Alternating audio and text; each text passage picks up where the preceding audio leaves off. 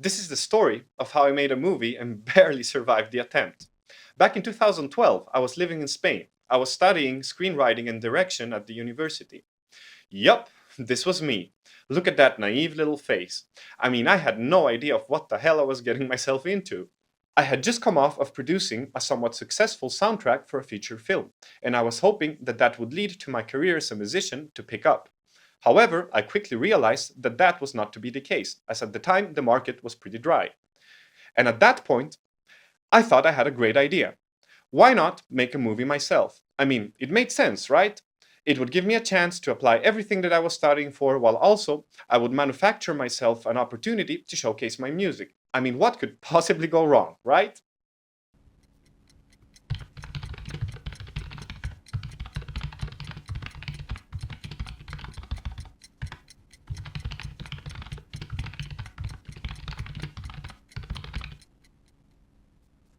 I was very excited to make something where I had full creative control.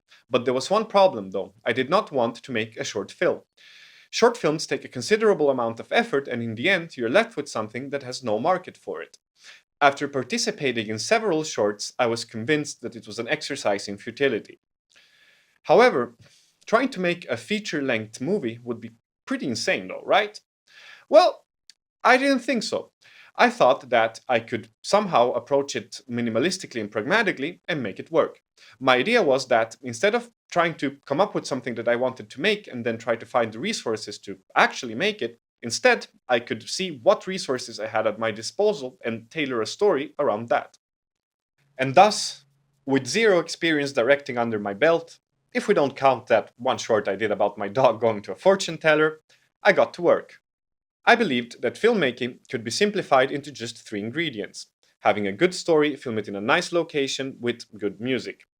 With that in mind, I decided to write a script for just two characters in one location. I had specific people in mind for each part, and I also had a villa that the owner agreed to let me use for filming during the off season. I spent the whole year doing all the pre production in excruciating detail.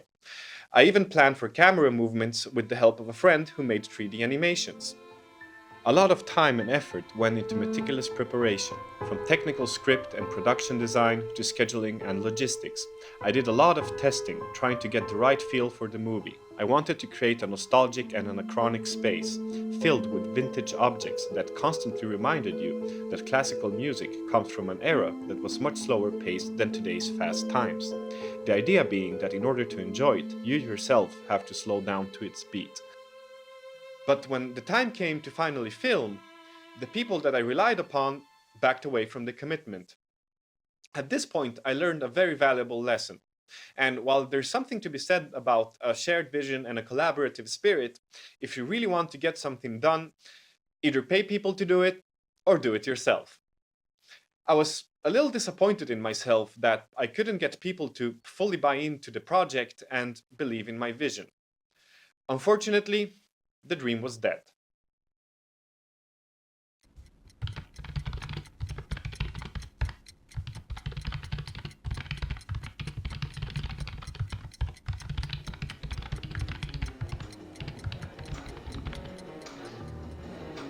I was not willing to give up yet. If making something happen in front of the camera was too difficult, I would just have to find things that were already happening and film them. With this reasoning in mind, I pivoted towards the documentary genre. At this time, we had a very exciting underground jazz scene developing in our city. We had world-class performers and concerts almost every night. I befriended Enrique Oliver, a renowned saxophone player that agreed to let me follow him and capture the jazz scene through his perspective. One of the really amazing things about it was that the jazz venues had a very cinematic feel to them. The only drawback was that the project came with music attached, but given how amazing the music was, it was something I was willing to live with.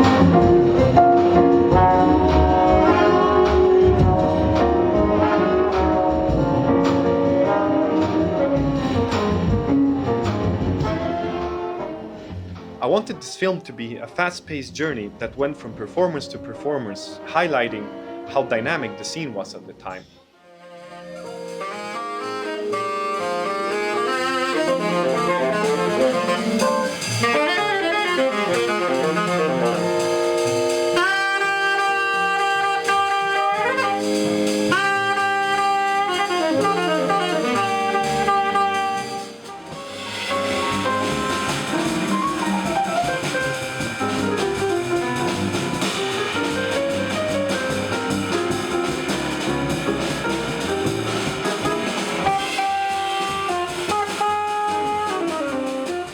There was only one problem, and that was that my microphone was terrible. I mean, it was not at all up to the task at hand, considering that sound was, well, at the heart of the project. Furthermore, I was quite limited with the camera movements I was able to perform, considering I didn't have any proper stabilization. I became increasingly frustrated with these limitations and the mediocre results I was getting as a consequence. I decided to shut it down temporarily while I could wait and get my hands on to better equipment. Unfortunately, before that could happen, the people involved in the jazz scene started to leave for bigger engagements and bigger cities. And slowly but surely, the scene in our city started to peter out. I had been at the right place and in the right time to capture something quite exciting. Unfortunately, I was just not prepared. Once more, I was back to square one.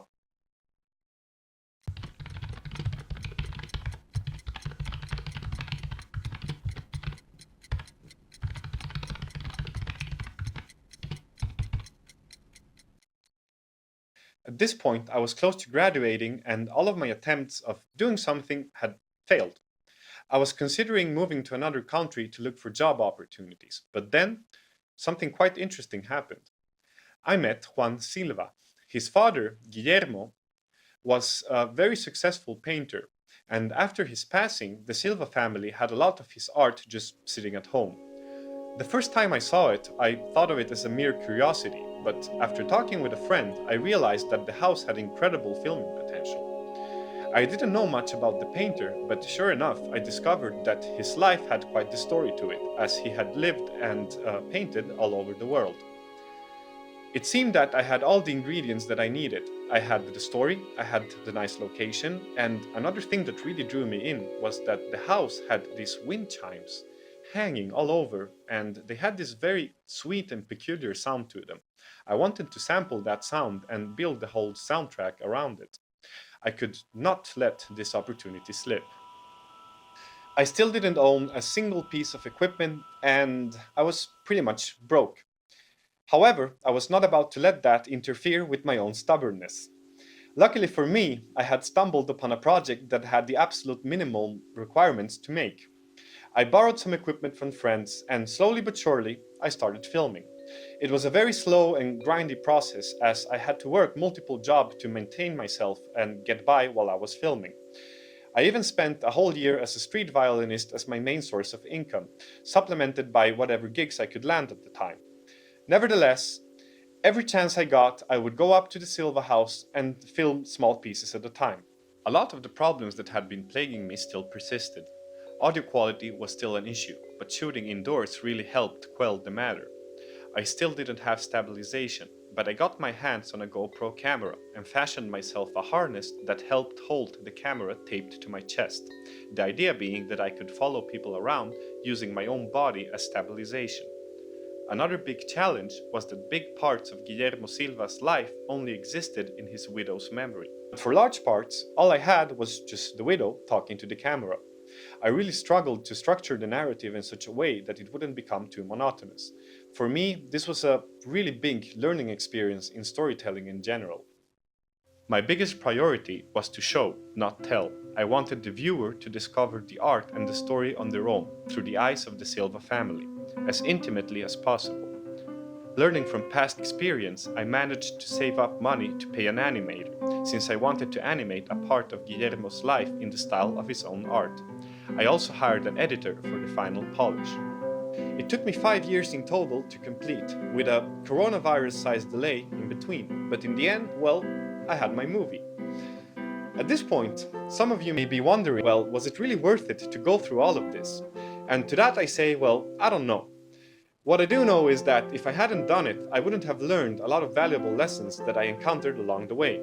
But if I'm being honest, if I had to do it all over again, probably I would not. But who knows, right? Maybe some mistakes are worth doing more than once. In any case, I'm very grateful that I had the opportunity to do this, and I am happy that I saw it through. So yeah, that is the story of how I made a movie without any resources whatsoever. For those of you curious, you can watch the film in the link in the description of this video. So yeah, thank you all for watching, and I'll see you in the next one.